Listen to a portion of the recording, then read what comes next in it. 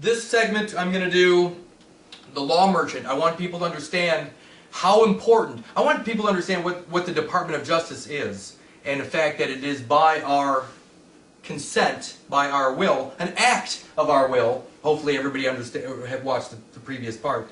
But let's just get into this. I'm going to try to keep these segments as short as possible.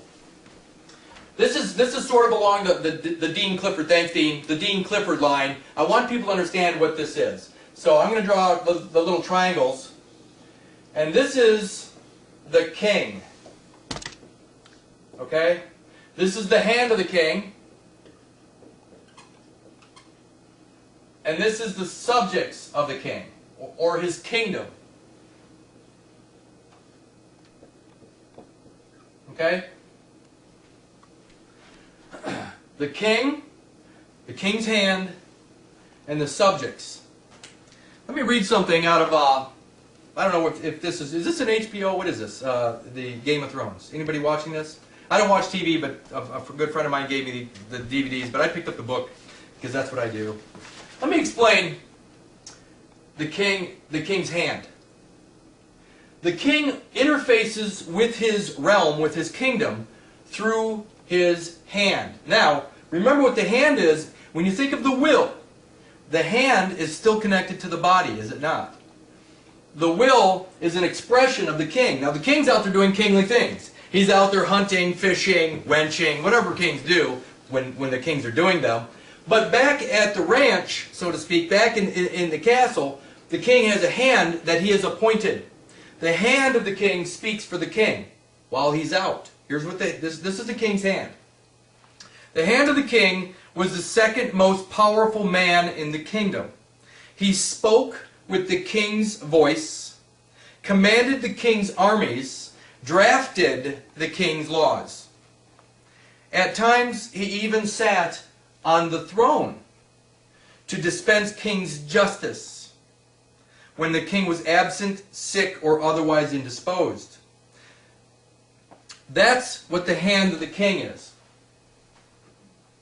So when the king was doing what kings want to do, the hand of the king was doing what the king needed to do. And again, the hand interfaced with what? The realm, the kingdom. Well, here's what our system actually looks like. Very similar. This is where, unfortunately, most patriot idiots get lost. This is the sovereign. This is the executor. This is the persons. Okay. The king and the sovereign are synonymous. It's the same situation. The sovereign, again, has his own kingdom. In fact, didn't I just go over the will? This is the land of your soul. Are you not the king of this land? Absolutely. You're supposed to be the steward of this land. You're supposed to be the sovereign over this land. You're the king of this land. And the way you interface with the what? The outside world, the public, so to speak, is through an executor. The sovereign interfaces through the voice. Again, it's no different than up here. The sovereign has an executor that interfaces with the public. Now, how does he do it? Through his actions, through his hand, through his signatures. But it's still the hand of the king. The executor is the hand of the king. And the thing is that what is the executor protecting? What is the executor overseeing? The persons in the public realm. Just like the subjects here, the hand oversees, the executor oversees the persons. The executor only oversees fictions. He does not oversee men and women. But the sovereign can deal directly. The man or woman, the living, breathing man, deals directly with other living, breathing men or women. Does not deal through the executor with other men or women. This is where a handshake, land of the soul, hand of the soul, when the hand of the souls meet, that is called a contract. In their world, between an executor and their persons, it's called the law of contracts. It is not a contract as we know it. So when two sovereigns deal, they can actually go do deals directly by their hands, which are the lands of their soul. When you have to interface with the commercial realm or the public, you have to do it through signatures, through contracts, through forms. That's the only way it works. So again, these are basically, you could overlay this to this, and we're the kings of our existence. We need to start acting kingly. We need to start actually expressing ourselves as kings. Now here we go. This is going to be difficult for most people, but I said this is about the law merchant.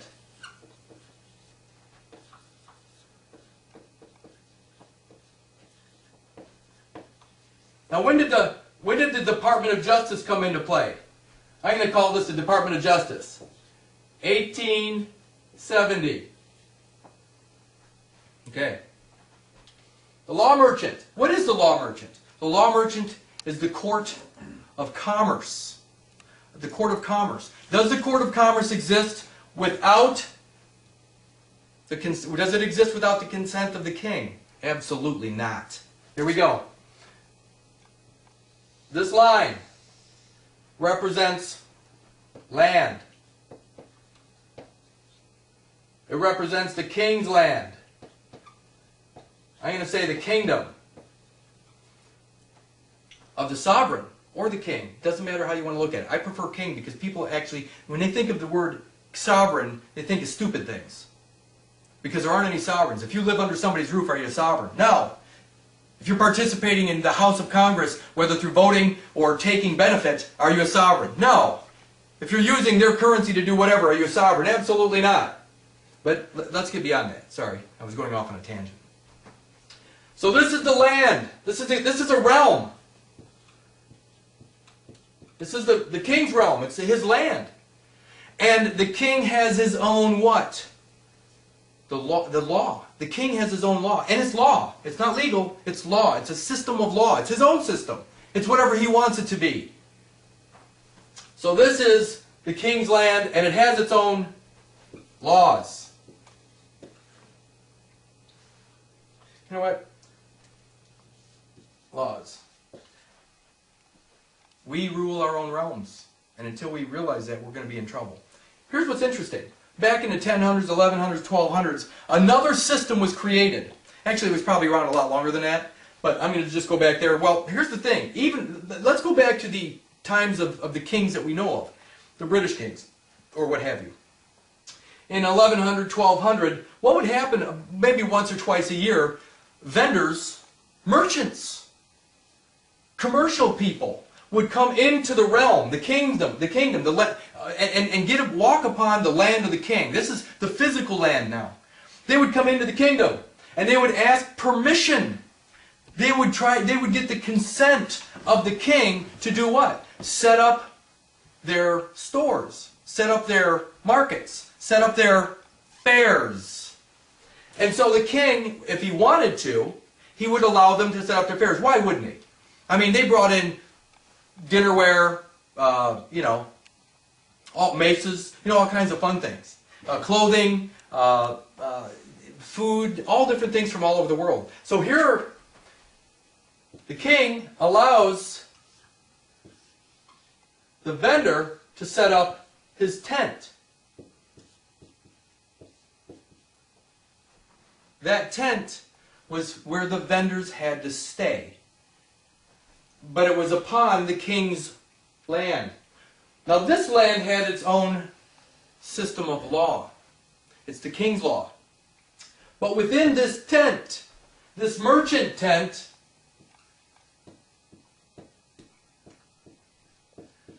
the merchants created their own system of what? Justice. It's not law, it's justice. When you speak of justice, you're talking about merchants, commercial, where the merchants themselves made decisions amongst themselves. So this is the law merchant system of justice. Isn't it funny? If you go into your own courtrooms and things like that now, they're not even calling the buildings. All the new buildings, aren't they justice centers? Where did the word law go? Where did the word law go?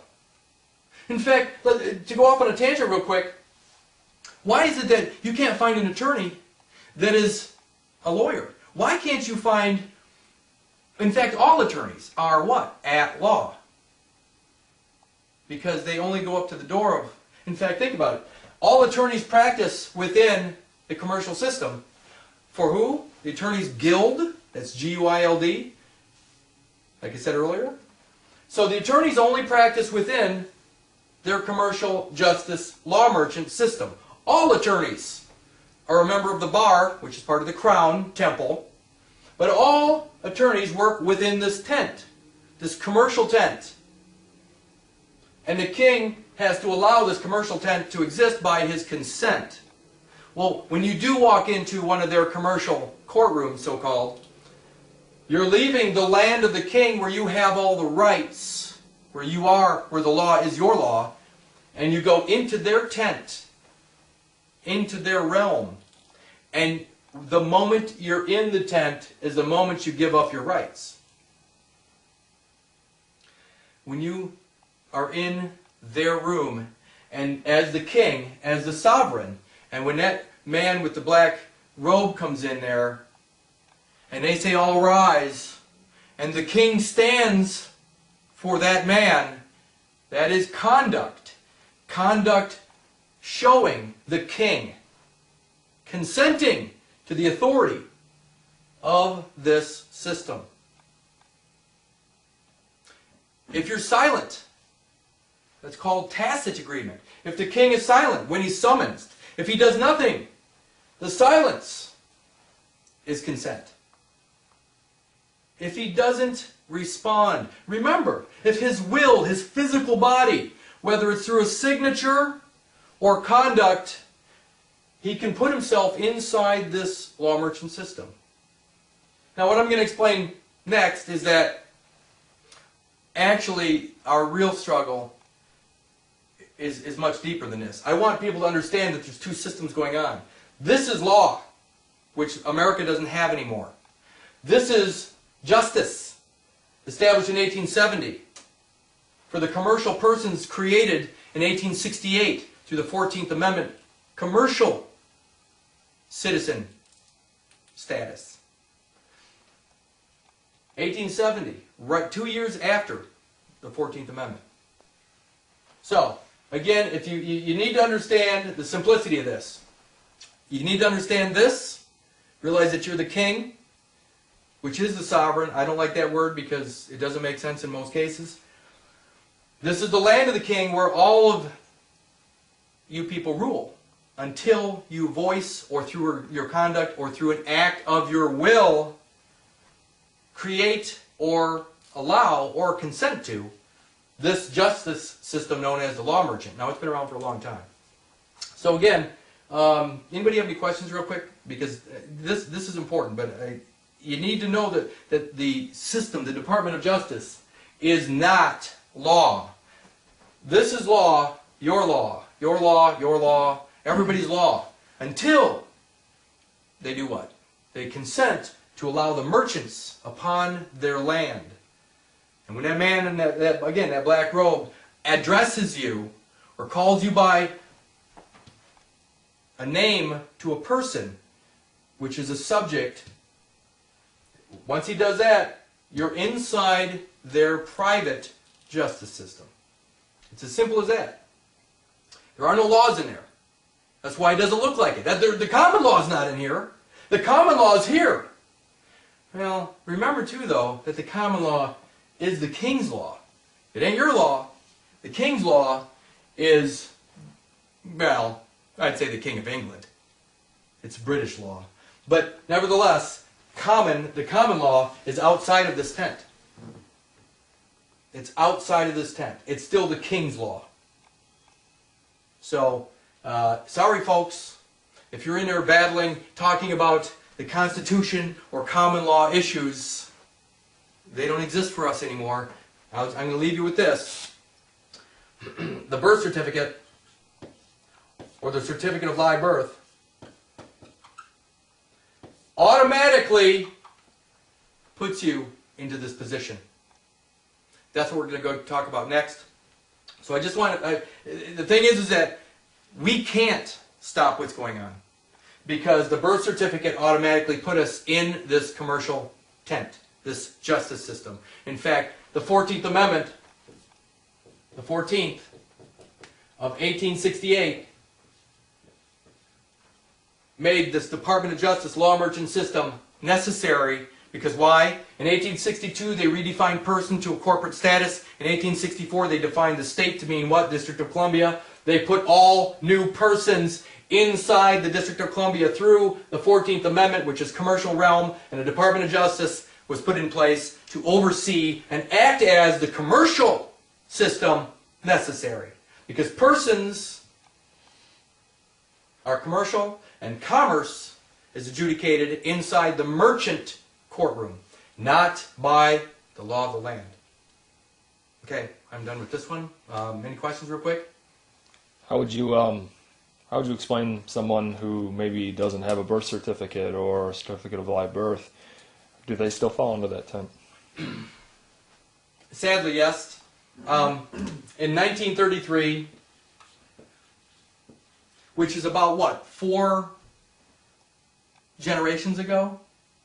About every 20 years is a generation. In 1933, about 4 generations ago, that starting point, if your parents were married, they were civilly married, and civil marriage created a personhood status. Persons are in here. If you don't have a birth certificate or you are not born in a foundling hospital, which I explained earlier, you're still, because it's been 4 generations, you're probably still the product or issue.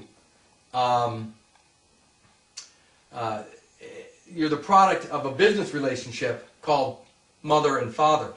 And because of that, a person was created or issued, and that issue called a birth certificate. Everybody has one, whether they want to believe it or not. The state doesn't give a rip about what you think or what you're trying to get out of. The state has an agenda. The state is the District of Columbia. The United States is the one that's actually making it happen through their commerce system. But yeah, there's no real, it's hard to say this, but there is nobody, it's been 4 generations. You know, you get captured by civil marriage, you get captured by signing up for a Social Security card, you get captured by working in their system. Every single one of these, what's that? Voting. Voting, yeah, registering to vote automatically. But in fact, that's an interesting thought, thank you. Registering to vote. Now I say in 1933, through the birth certificate, through the New Deal, they captured everybody and put them via commerce by tying or strapping this commercial, this franchise commercial U.S. citizenship. It's a corporate citizenship. It's not an Article, it's not an Article 4 citizenship.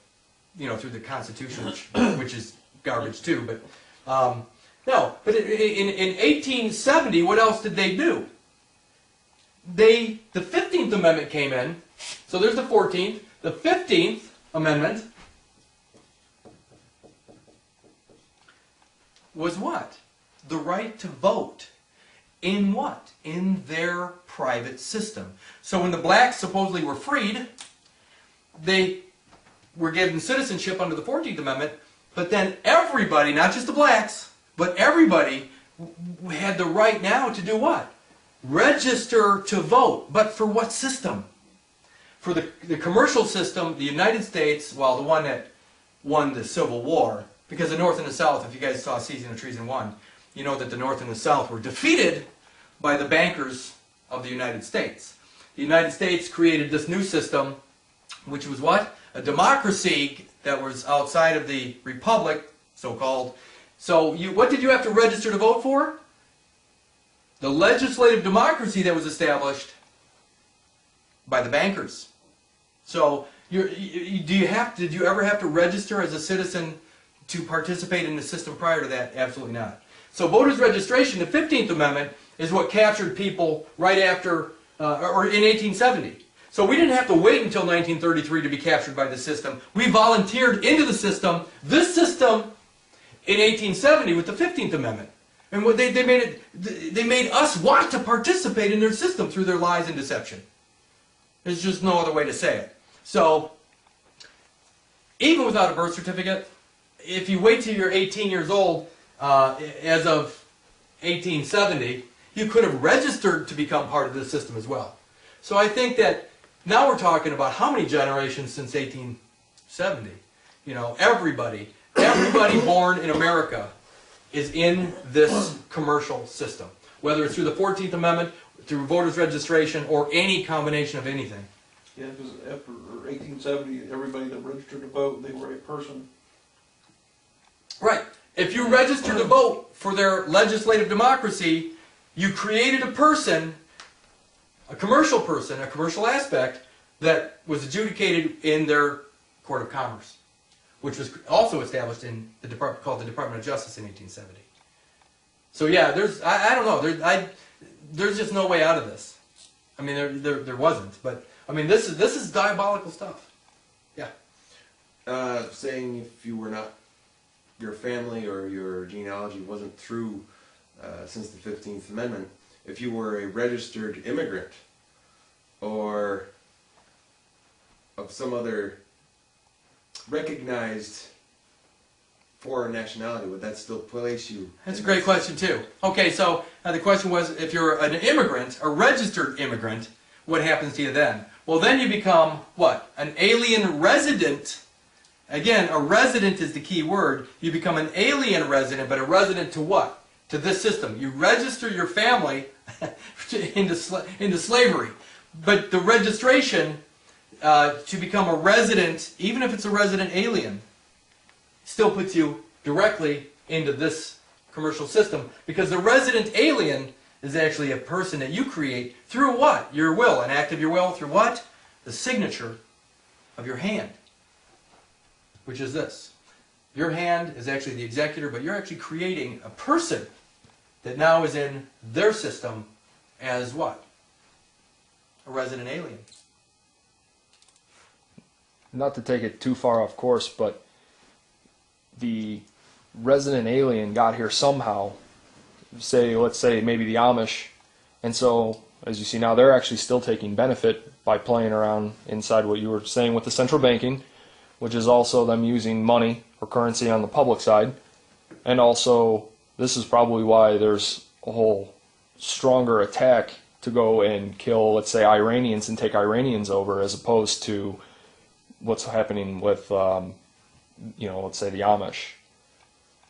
Well, the Amish, sadly. And also, I think the other thing is this has always been the same system. I don't want to go too far off track from here, but this has always been the same system. And so the contracting that's going on back and forth from the time they were inhabitants on the land, but they're still falling under what the king had set up here. Now it's just an evolved process of a better way to do business. So there was never any kind of freedom, let's say. Oh, no. Okay, that's all I wanted to get you to speak on, maybe. No, I mean, prior to this even, remember that in what, 1214 or 1215, the King of England gave up, because he wanted his soul to go to heaven, he gave his kingdom to the Vatican. The Vatican has laid claim to all this stuff. I mean, has laid claim to anything that Great Britain has laid claim to. They're the management team for the Vatican. That's all that Great Britain, even the Bank of England is basically, or the Crown Temple, they're the Vatican's bankers. I mean, again, we should do, maybe this isn't my last video, but we should do something on that. But no, you're exactly right. You can't go and get out of their commercial system and not go from the fire to the frying pan, or the frying pan to the fire. Because you can't exit their commercial system just to go back into an inhabitant status or whatever you want to call yourself. Because even an inhabitant within that system is under the canon law of the Vatican. So you can't get out of this to go into, a union state status or getting back to the republic. No. You can't do that. That's not even a possibility. Because why? Because a republic, which was created, even a constitution, even the Northwest Ordinance, or any of that garbage, you know what? It's all claimed by the Vatican. And always has been. Vatican says, you got the Vicar of Christ, and they're laying claim to all the lands. What are the lands, by the way, that they're... I mean, here's what's interesting. Wherever you go is their lands. They're not laying claim, because they know, even on the religious side of this, man, am I getting off track, but even on the religious side, they're not laying claim to the earth. They're laying claim to your will and your testament. That is the land that they're laying claim to. So wherever you go to, I don't know, Ireland or England or Switzerland, wherever you are is the land the Vatican is laying claim to. It's not underfoot. The land that they're claiming is your existence, your will. That's what they're claiming. And how are they claiming it? By your consent. That's how they're claiming it. In fact, our actions, this is one of my favorite statements. Let your actions speak so loudly, nobody can hear what you're saying. What does that mean? It means that this is showing your will. I mean, the fact that you're not doing, I'm not voting, that's an act of my will. I'm not participating in the system. It's, voting, pulling that lever, doing anything through this is your will. Again, I'm getting off track on this, but yeah, absolutely. You can't get out of this and be free. You have to get out of this and not be part of even the Republic or anything, the Union States or any of that garbage, because all of that was established by either the Virginia Land Company, which was still claimed by the Vatican in 1214. So no, there is no way out of this. Not like that. You gotta escape all of it. You gotta become this. You got to become this. You got to get outside of their society, outside of their house. You got to get outside of it in order to be free of it. So, what's next here?